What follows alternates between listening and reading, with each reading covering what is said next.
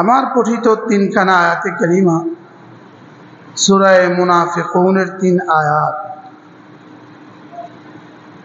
এই পুরো সূরাটার মধ্যে আল্লাহ তাআলা মুনাফিকদের বিভিন্ন চরিত্র বর্ণনা করেছেন।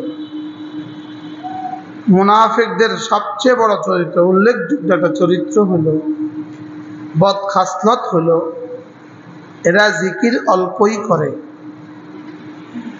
আর 2 নম্বর বদখাসলত হলো এরা নিজেরাও আল্লাহ রাস্তায় দান করে না এবং অন্যদেরকে দান করতে বাধা দেয়।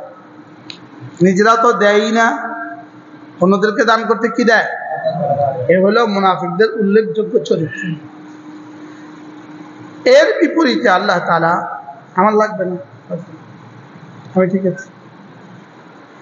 এর বিপরীতে আল্লাহ তাআলা এই 2 আয়াতে কারিমার মধ্যে মুমিনদেরকে এই 2 চরিত্র থেকে বেঁচে থাকার জন্য, ফিরে আসার জন্য, বিরত থাকার জন্য এই 2 আয়াতের মধ্যে উল্লেখ করেছেন।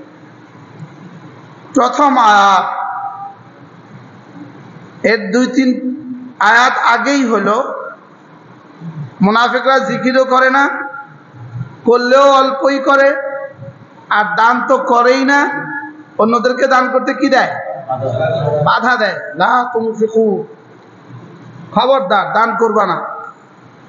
যারা রাসূলের আশেপাশে আছে এদেরকে দান করবা না। আল্লাহ তাআলা এই 2 আয়াতের খুলাসা হলো, আল্লাহ তাআলা বলেন, হে মুমিনরা, ইয়া আইয়ুহাল্লাযীনা আমানু, হে মুমিনরা, লা তুলহিকুম আমওয়ালুকুম ওয়ালা আওলাদুকুম আন যিকরিল্লাহ, তোমাদের সম্পদ এবং তোমাদের সন্তান, এই 2টো কারণে মূলত মানুষ গাফেল হয়। কয় কারণে? সন্তানের কারণে আর সম্পদের কারণে। বলেন, সন্তানের ভালোবাসায় আর সম্পদের মোহে মানুষ আল্লাহ থেকে গাফেল হয়।